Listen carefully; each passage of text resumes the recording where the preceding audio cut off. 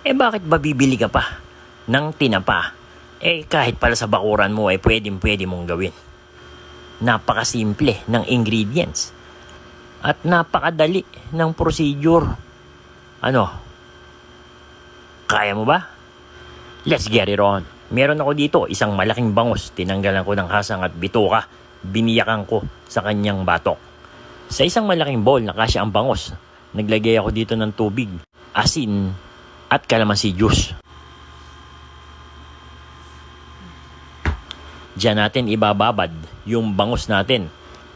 30 to 1 hour ang dapat na nakababad yung bangus natin. After 1 hour, papakuluan naman natin siya ng 10 minuto.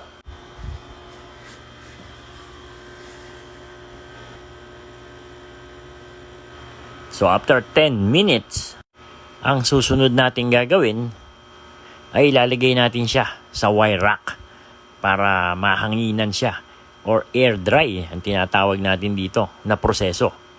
Bang matuyo or mawala yung tubig na nasa loob ng katawan ng bangus. Ito ang importante. Ito yung magpapausok doon sa ating bangus.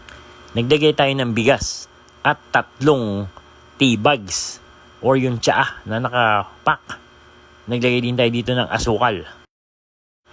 Atin lang itong hahaluin. Pagkatapos itutumpok natin doon sa pinakagitna niya.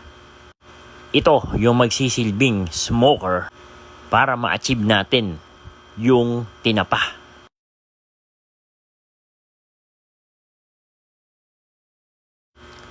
Maglalagay din tayo dito ng wire rack para magsilbing patungan ng ating bangus. Kung kalan ang gamit nyo, medium fire lang ang gagamitin nating apoy para dito, para hindi siya mabigla. Ang gagamitin ko dito ay uling para mas masarap ang kalalabasan ng ating tinapa at dahan-dahan ang pagluluto. After 30 minutes, eto na ang ating tinapang bangus. And there you have it, Candy Nation, mga kadadelicious. Ito yung ating version ng tinapang bangus. Sa simpleng ingredients na ating ginamit, kayang-kaya nyo palang gumawa kahit sa bahay. At pwede nyo rin itong ibenta. Aba, ano pang hinihintay nyo? Kilos na!